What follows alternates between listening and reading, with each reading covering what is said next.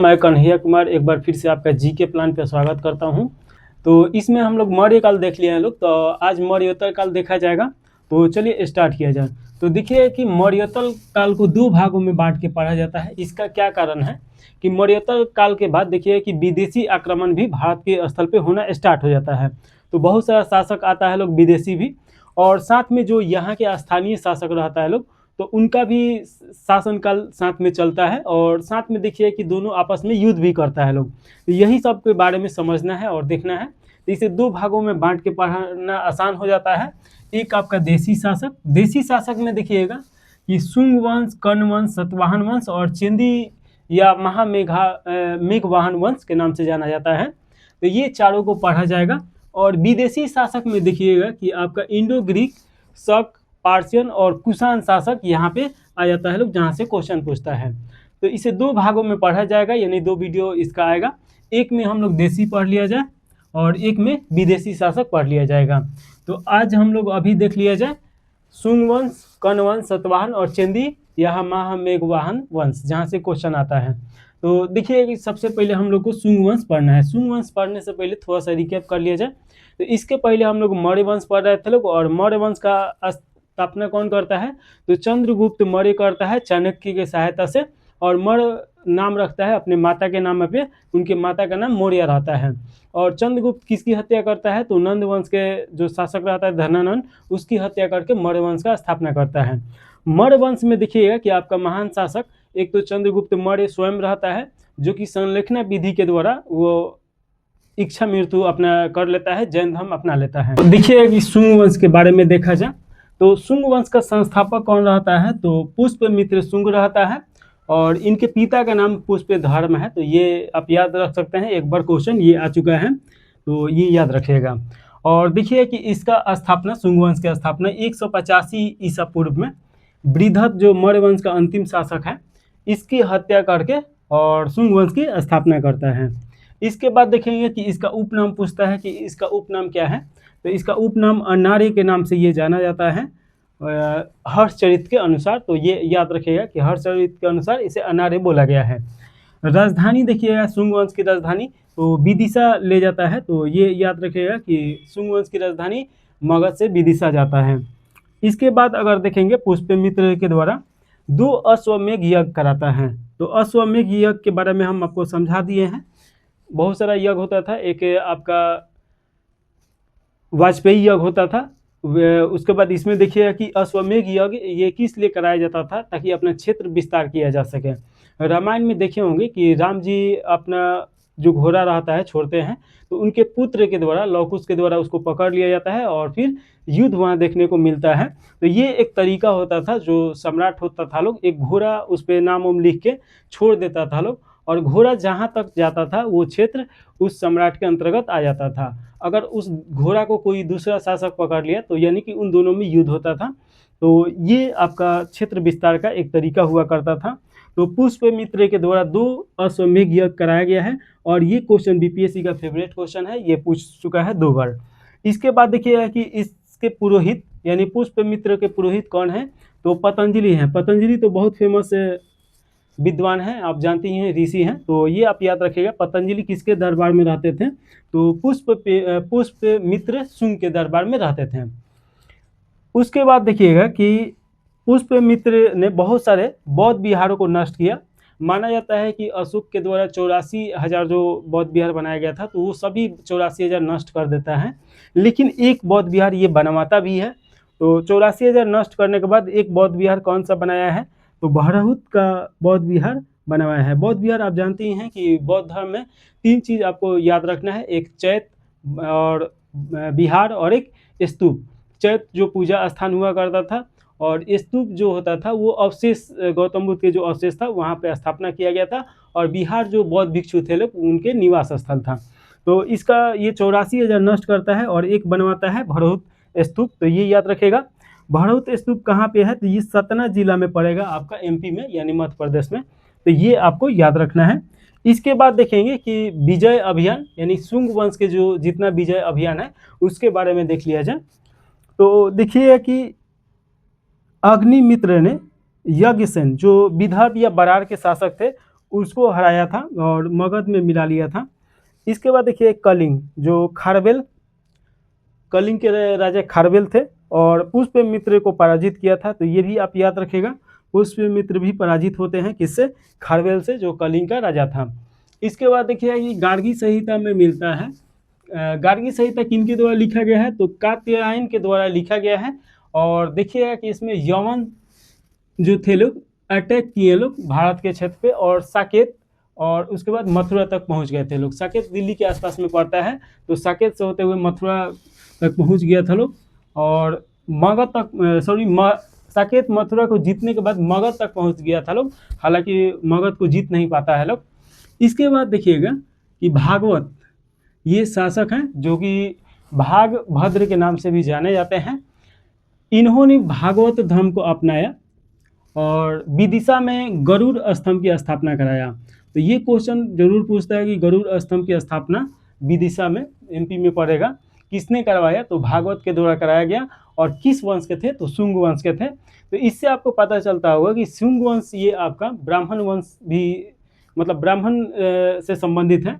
इसके पहले देखिएगा कि मौर्य वंश जो था वो आपको अलग अलग जगह पे अलग अलग मिलते थे, कहीं कहीं पे आपका वैश्य भी, शूद्र भी मिले हैं लोग। इसके बाद देखिए कि दिव्य दान में पुष्यमित्र द्वारा अशोक के 84,000 स्तूपों के तोड़ने का वर्णन मिलता है। दिव्य दान के बारे में हम लोग बौद्ध धर्म में पढ़ लिए हैं लोग, बौद्ध साहित्य है ये। इसके बाद देखिए कि अंतिम शासक शुंग वंश का देवभूति रहता है। तो ये याद रखिएगा कि अंतिम शासक देवभूति। इसके बाद शुंग वंश के बाद हम लोग कर्ण वंश पढ़ेंगे लोग। तो कर्ण वंश देखिएगा कि 7500 BC से लेके आपका 30 BC तक, यानी ईसा पूर्व तक ये शासन चलता है। इसके संस्थापक वासुदेव रहते हैं, जो कि ब्राह्मण वंश के ही रहते हैं, और वासुदेव के द्वारा देवभूति की हत्या करके इसका स्थापना किया जाता है। तो ये आप याद रखिएगा। कहाँ पे इसका साक्ष्य मिला है? तो हर्षचलित में मिला है। तो ये आपको याद रखना है। इसके बाद देखिए कि अंतिम शासक कर्ण वंश का कौन थे? तो ये आपका सुशर्मन थे। तो ये आपका यशु शर्मा के नाम से भी ये जाने जाते हैं। तो ये भी आप याद रख सकते हैं। और यहाँ से क्वेश्चन ज़्यादा नहीं पूछता है, कर्ण वंश के संस्थापक ही पूछता है, वासुदेव थे, और इसके अंतिम शासक सुशर्मन से क्वेश्चन पूछता है। इसके बाद हम लोग जो तीसरा महत्वपूर्ण पढ़ेंगे लोग, जो इसमें का सबसे महत्वपूर्ण है, आंध्र सतवाहन वंश के बारे में पढ़ा जाएगा। एक बार और सतवाहन वंश के बारे में पढ़ेंगे लोग, ठीक है, आपका मध्यकालीन से पहले, लेकिन यहाँ पे जितना है उसको देख लिया जाए। तो आंध्र सतवाहन वंश 30 ईसा पूर्व से लेके 250 ईसा पूर्व तक ये लंबा शासनकाल चलता है। इसमें देखिएगा कि इसके संस्थापक कौन है? तो सिमुक है। और सिमुक के द्वारा किसका हत्या किया जाता है? तो सुशर्मन की हत्या करके और आंध्र सतवाहन वंश की या सतवाहन वंश की स्थापना किया जाता है। इसमें देखिएगा कि आपका राजधानी, ये क्वेश्चन पूछता है, तो ये प्रतिष्ठान या पैठान हो जाएगा। और ये देखिएगा कि औरंगाबाद जिला महाराष्ट्र में पड़ेगा। तो ये आपको याद रखना है। राजकीय भाषा क्या था सतवाहन का? तो प्राकृतिक राष्ट्रीय भाषा था। और लिपि क्या था? तो ब्राह्मण लिपि थी। लिपि आप जानते हैं लिखावट को बोला जाता है। तो ये ब्राह्मी लिपि के अंतर्गत आ जाएगा प्राकृतिक भाषा। पुराणों में इन्हें आंध्र, यहाँ पे आंध्र भुरुज होगा, यहाँ पे ये छूट गया है। तो आंध्र भुरुज, और अभिलेखों में देखिएगा कि सातवाहन कहा गया है। तो पुराणों में सातवाहनों को किस नाम से जाना जाता था? आंध्र भुरुज, यानी कि आंध्र को जीतने वाला, आंध्र प्रदेश को जीतने वाला बताया गया है। यहाँ देखिएगा कि ये तो संस्थापक के बारे में, प्रतिष्ठान के बारे में हो गया, और इनके पढ़ना है इसमें जितने भी महान शासक हैं उनके बारे में। तो देखिएगा कि इसमें सतकर्णी प्रथम महान शासक में आता है। तो जानकारी कहाँ से मिलता है सतकर्णी प्रथम का? तो रानी नागनिका इनकी पत्नी रहती है, और उन्हीं के द्वारा एक अभिलेख लिखवाया जाता है, जिस अभिलेख का नाम है नानाघाट अभिलेख। नानाघाट अभिलेख आपका पुणे में पड़ेगा। तो ये आसानी से आप याद रखिएगा कि महाराष्ट्र में ये शासन कर रहा था लोग, महाराष्ट्र आंध्र प्रदेश में। तो यहाँ पे इनका अभिलेख मिलेगा। अभिलेख के बारे में हम लोग समझिए लिए हैं लोग। इसके बाद देखिए कि उपाधि धारण ये क्या करता है? तो दक्षिणापति या अप्रीति हस्त चक्र, तो ये दो उपाधि धारण करता है, जहाँ से क्वेश्चन पूछता है।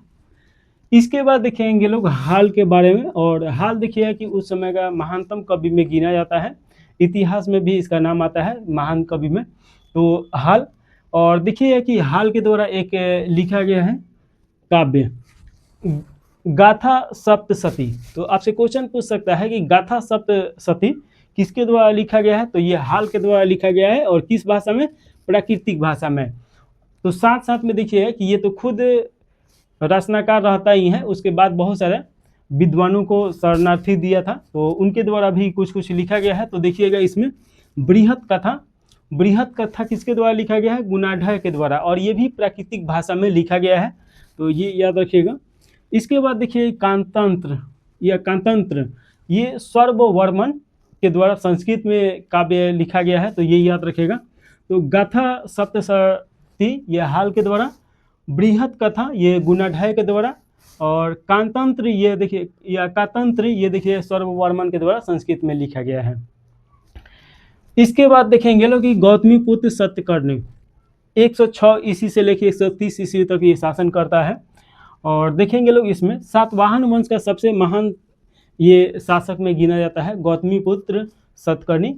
अब एक चीज़ समझिएगा कि जब हम लोग पढ़ते हैं लोग इतिहास या आज भी प्रेजेंट में देखिएगा, तो पिता का जो नाम रहता है पुत्र लेता है लोग, लेकिन यहाँ पे देखिएगा कि माता का नाम लिया है, इसके माता का नाम गौतमी रहता है, तो गौतमी अपने आगे लगा लेता है और गौतमीपुत्र सत्यकर्णी हो जाता है। तो देखिए कि ये जो शासक था ये मात्र सत्तात्मक सत्ता देखने को मिलता है। विजय अभियानों की जानकारी गौतमी बलश्री इनकी माता का नाम रहता है। उनके जो अभिलेख है नासिक अभिलेख, तो नासिक अभिलेख से प्राप्त होता है, तो ये आप याद रखिएगा। इसके साथ में देखिए कि नहपान जो शक शासक या छहरात वंश, शक या छहरात कहिए एक ही चीज़ है, नहपान को हराया था। कौन हराया था, तो गौतमीपुत्र सत्यकर्णी आया था। इस समय विदेशी आक्रमण भी स्टार्ट हो गया था, तो देखिए कि इसको हरा के भेज देता है। इसके बाद देखेंगे कि उपाधि ये क्या क्या धारण करता है, तो एक तो वेन कटक का उपाधि धारण करता है, उसके बाद राजा राज का उपाधि धारण करता है, और विंध्य नरेश यानी विंध्य को जीतने वाला का उपाधि धारण करता है। तो ये 3 उपाधि याद रखेगा। बौद्ध संघ को करजक ग्रामदान दिया था। तो देखिए कि बौद्ध जो संघ था यानी कि जिसमें बौद्ध भिक्षु रहते थे लोग, उन लोगों का एक संघ था, तो उनके लिए ये एक गांव ग्रामदान करता है करजक ग्राम, तो ये याद रखिएगा। और यहाँ से देखने को मिलता है कि यहाँ से ग्राम दान करने का प्रचलन चल जाता है, जो कि बाद में देखिएगा कि सम्राट के लिए कोई भी क्षेत्र जो रहता है सम्राट के लिए, वो धीरे धीरे यहाँ से विस्तारित होना स्टार्ट हो जाता है और छोटा छोटा टुकड़ा में विखंडित होना स्टार्ट हो जाता है, और जाके बाद में देखिए कि ये सम्राट को मिटाने में भी काम करता है। इसके बाद देखेंगे चौथा, वशिष्ठ पुत्र पुलवामी, ये 130 से लेकर 135 तक शासन करते हैं। आंध्र प्रदेश पर विजय पाने वाला ये प्रथम शासक था। तो देखिए कि प्रथम आंध्र सम्राट, इसे उपाधि दिया गया है, तो ये याद रखिएगा कि प्रथम आंध्र सम्राट कौन था, तो वशिष्ठ पुत्र पुलमामी। राजधानी ये प्रतिष्ठान या पैठान ले जाता है, ये आपका आंध्र प्रदेश हो जाएगा। तो आंध्र प्रदेश और महाराष्ट्र दोनों का सीमा उस समय तो था नहीं, अभी तो आंध्र प्रदेश और महाराष्ट्र बना है, तो उस समय कोई सीमा नहीं था। इसके बाद देखिएगा तो जिससे कि 2 क्षेत्रों में ये विभाजित था, एक आंध्र प्रदेश और एक महाराष्ट्र में भी। उपाधि दक्षिणा पथेश्वर, और साथ में पुराणों में इसे पुलोमा के नाम से जाना गया है, तो ये आपका पुलोमा इम्पोर्टेंट हो जाता है। आगे देखेंगे लोग यज्ञश्री सतकर्णी के बारे में देखना है, और देखिए कि अंतिम महत्वपूर्ण ये शासक हैं यानी सतवाहन वंश के। और देखिए कि यहाँ से क्वेश्चन इनसे ये पूछता है कि सतवाहन वंश में या ऐसे कौन से शासक हुए जिनके सिक्के पे जहाज़ों का चित्र मिलता है, ये पानी वाला जहाज़। तो देखिए कि इनके सिक्के पर जहाज़ का चित्र मिलता है, तो इससे क्या सिद्ध होता है कि जल यात्रा और जल से जो व्यापार होता था इस समय प्रचलित था, और इसमें ये नियुक्त था लोग आंध्र सतवाहन। तो ये याद रखेगा। इनके मृत्यु के बाद क्या होता है कि साम्राज्य जो रहता है ये बहुत सारा भागों में विभाजित हो जाता है, और इसका प्रमुख जो कारण रहता है सामंत, जो यहाँ पे सामंत व्यवस्था लेके आता है लोग, वही इसके विनाश का महत्वपूर्ण कारण बनता है। तो देखिए कि एग्जाम पॉइंट में एक एक करके देख लिया जाए। ये सामंती व्यवस्था का लक्षण यहाँ पे साक्ष्य मिलता है। और सामंती व्यवस्था का मतलब क्या होता है कि देखिए, जैसे कि ये मान लीजिए किसी क्षेत्र का राजा हो गया, तो राजा के द्वारा क्या किया जाता था कि हर क्षेत्र के लिए एक सामंत नियुक्त किया जाता था। जैसे कि मान लीजिए कि ये आपका पूर्वी क्षेत्र है, तो यहाँ पे कोई राजा आ गया, यहाँ पे कोई राजा आ गया, इस प्रकार ऐसे बहुत सारा क्षेत्र में सामंत नियुक्त कर दिया जाता था और ये वहाँ पे काम करता था लोग, और राजा को कर और जो भी वहाँ का सूचना होता था पहुँचाता था लोग। तो एक चीज़ समझिए कि ये भी तो धीरे धीरे चाहेगा लोग कि हम राजा से आज़ाद हो जाए। जैसे जैसे इन लोगों के पास कर बढ़ते गया, पैसा बढ़ते गया, शक्ति भी बढ़ते गया, वैसे वैसे ये राजा के खिलाफ होते गया लोग। तो धीरे धीरे राजा का जो शासन व्यवस्था था ये चरमरा जाता है और राजा का शक्ति कम होते जाता है, और इस प्रकार देखिए कि बहुत खंडों में ये विभाजित हो जाता है। तो इसी को सामंत व्यवस्था बोला जाता है। तो सामंत व्यवस्था आपको समझ में आ गया होगा। इसके बाद देखिए कि सर्वप्रथम शीशे का सिक्के चलाया लोग। तो सिक्का वाला पार्ट में तो हम आपको बता दिए हैं अच्छी तरीक़ा से। अब यहाँ पे सोचिए कि सिक्का जो होगा शीशा का होगा और आप जेब में रखिएगा तो आपस में टकराएगा तो शीशा तो टूट जाएगा, तो ये सफल नहीं हो पाता है। तो लेकिन ये क्वेश्चन आता है कि सबसे पहले सिक्के का सिक्का कौन चलाया लोग, तो आंध्र सातवाहन चलाया लोग। इसके बाद देखिए कि सातवाहन में हमें मात्र तंत्रनात्मक ढांचा देखने को मिलता है। यहाँ पे ऐसा आप बाहुबली पिक्चर देखे होंगे तो देखे होंगे कि जो शिवगामी रहती है तो वही सब डिसीजन लेती है, लेकिन राजा वहाँ बनता है, यानी प्रीत सत्तात्मक रहता है। राजा तो कोई पुरुष ही बनता है, लेकिन बैकग्राउंड से जो सुझाव देने का काम था तो वो वहाँ पे करती है। तो यहीं पे देखिएगा कि मात्र सत्तात्मक ढांचा तो रहता है, लेकिन राजकुल यानी कि जो राजा बनता था वो कोई पुरुष ही बनता था। तो ये प्रीत तंत्रात्मक शासन व्यवस्था था, लेकिन ढांचा जो था मात्र तंत्र सत्तात्मक।